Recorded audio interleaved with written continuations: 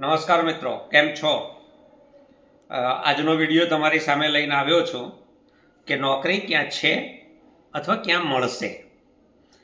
મુદ્દા ઉપર વાત કરીએ તે પહેલાં ફરી યાદ કરાવી દઉં, ચેનલ સબસ્ક્રાઈબ ન કરી હોય તો નીચે સબસ્ક્રાઈબ પર ક્લિક કરો અને સબસ્ક્રાઈબ કરી દો, બીજા મિત્રો પાસે પણ કરાવો. હમણાં આપણા વડાપ્રધાન શ્રી મોદી સાહેબ અમેરિકાની યાત્રા કરી આવ્યા અને ટ્રમ્પ સાહેબે કહ્યું એટલે એમણે કરવું પડે, એટલે રશિયાનું સસ્તું ક્રૂડ છોડી અને હવે અમેરિકાનું મોંઘું ક્રૂડ ભારત આવશે.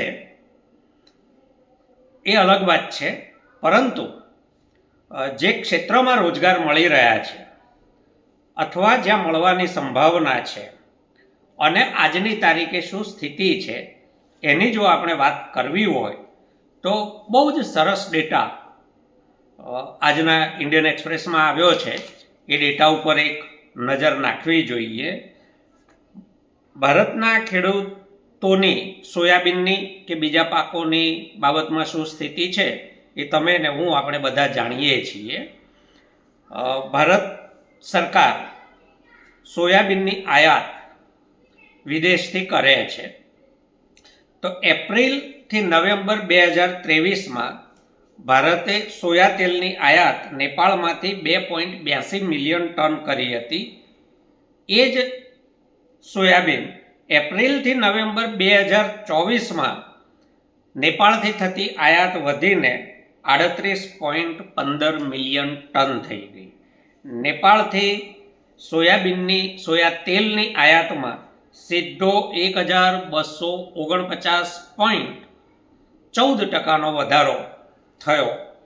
એવી જ રીતે આ જ સમયગાળામાં એટલે કે એપ્રિલથી નવેમ્બર 2023 અને એપ્રિલથી નવેમ્બર 2024 આર્જેન્ટિનામાંથી આગલે વર્ષે 978.98 મિલિયન ટન સોયા તેલની ભારત સરકારે આયાત કરી હતી. એ વધીને 1750.33 મિલિયન ટન થઈ ગઈ. સીધો 78.79%નો આયાતમાં વધારો કર્યો. આ જ સમયગાળામાં બ્રાઝિલમાંથી 849.19 મિલિયન ટન જે આયાત હતી એમાં ઘટાડો થોડો થયો, 35.35%નો ઘટાડો થયો.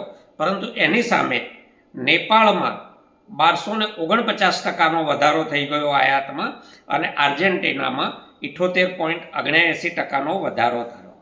અફઘાનિસ્તાનથી કેસરની આયાત થાય છે. આપણા ત્યાં પણ કાશ્મીરમાં કેસર ખેડૂતો પકવે છે અને એમની સ્થિતિ કદાચ આપણને ખબર નથી, પરંતુ આપણા કપાસ, મગફળી કે સોયાબીન પકવતા ખેડૂતોથી વધારે સારી નથી. આવી જ રીતે જો સોયાબીનની આયાત વિદેશથી થતી રહેશે તો ભારતમાં સોયાબીનની ખેતી કરતા ખેડૂતોની શું સ્થિતિ થશે એ આપણે સમજી શકીએ છીએ. હવે રેલવેમાં હમણાં અકસ્માત થયો. આ સંબંધ સમજવા જરૂરી છે. રેલવેમાં દિલ્હીમાં ભાગદોડ થઈ અને 18 જેટલા લોકો મર્યા એવું કહેવાય છે. છેલ્લા 4-5 વર્ષથી રેલવેમાં ખૂબ અકસ્માતો થાય છે. તો આ અકસ્માતો પાછળનું કારણ પણ આપણે સમજવું જોઈએ. ભારત સરકારના રેગ્યુલર કર્મચારીઓના આંકડા જોઈએ તો વર્ષ 2019-91 રેલવેમાં 16.52 લાખ કર્મચારીઓ હતા. રેલવે સિવાયના બીજા જાહેર સાહસો ઓએનજીસી, બેલ વગેરેમાં 22.19 લાખ કર્મચારીઓ હતા.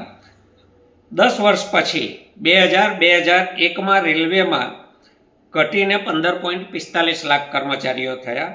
જાહેર સાહસોમાં ઘટીને 17.40 લાખ કર્મચારીઓ થયા. વર્ષ 2010-11માં રેલવેમાં એમાં પણ ઘટીને 13.32 લાખ કર્મચારીઓ થયા. જાહેર સાહસોમાં ઘટીને 14.40 લાખ કર્મચારીઓ વધ્યા. 2020-21માં રેલવેમાં ઘટતા 12.43 લાખ કર્મચારીઓ હતા અને જાહેર સાહસોમાં મોટો ઘટાડો થયો, એમાં 8.51 લાખ કર્મચારીઓ હતા. વર્ષ 2022-23માં રેલવેમાં કામ કરતા કર્મચારીઓની સંખ્યા ઘટીને 11.90 લાખ થઈ.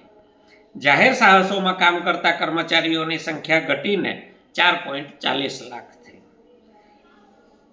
આમ જે ખાનગીકરણના રસ્તે ભારત સરકાર ગઈ એની અસર સીધી નોકરીઓમાં દેખાય છે. ઓએનજીસી, બેલ, હિન્દુસ્તાન એરોનોટિક્સ વગેરે જેવા કેન્દ્ર સરકારના જાહેર સાહસોમાં 1990-91માં 22.19 લાખ કર્મચારીઓ કામ કરતા હતા.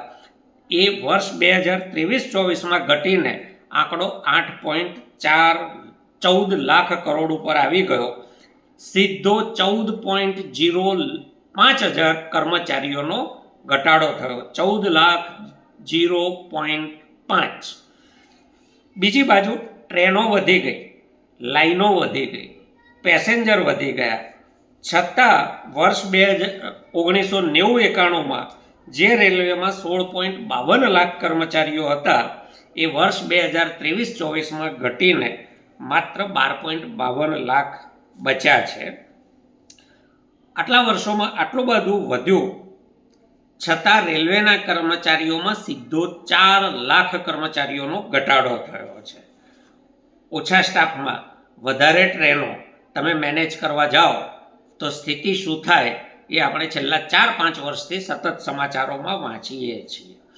જો ભરતી નથી થતી, રેગ્યુલર પગારો નથી ચૂકવાતા, તો દેશના દેવાનો આંકડો કેમ વધતો જાય છે એ સવાલ આપણને થવો જોઈએ. બીજી બાજુ સરકારી અને ખાનગી બેંકોમાં કર્મચારીઓની સંખ્યામાં પણ આવો જ ફેરફાર થઈ ગયો છે. વર્ષ 1991-92માં સરકારી બેંકોમાં 8,47,412 કર્મચારીઓ કામ કરતા હતા. ખાનગી બેંકોમાં માત્ર 63,398 કર્મચારીઓ કામ કરતા હતા. એમ કુલ મળીને બેન્કિંગ ક્ષેત્રમાં 9,76,931 લોકોને રોજગારી મળતી હતી. આ આંકડો વર્ષ 2023-24માં બદલાઈને સરકારી બેંકોમાં 7,46,679 કર્મચારીઓ બચ્યા અને ખાનગી બેંકોમાં 8,74,049 કર્મચારીઓ થયા છે. સરકારી બેંકોના કર્મચારીઓમાં સીધી 1,733,000નો ઘટાડો થયો છે. ખાનગી બેંકોમાં 8,10,652 રોજગારી વધી છે, નોકરીઓ વધી છે.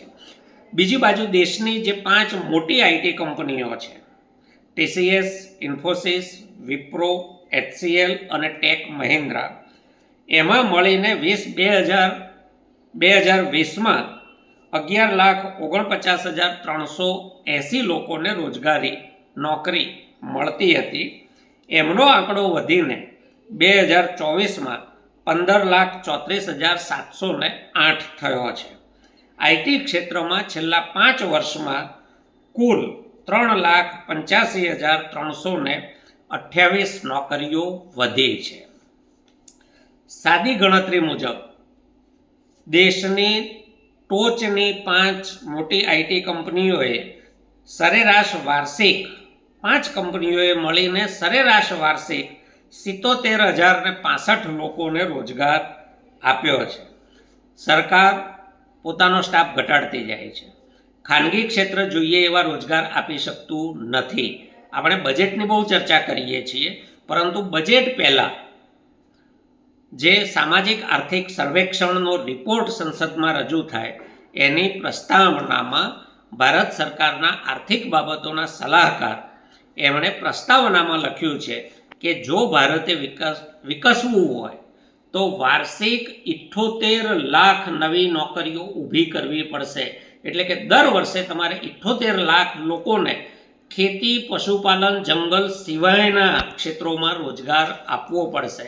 છેલ્લા 5 વર્ષના આંકડા એવું કહે છે બધા મળીને કે જે કુલ રોજગાર મળ્યો એમાં 54% રોજગારી માત્ર ખેતી અને પશુપાલન ક્ષેત્રમાં જ મળે છે.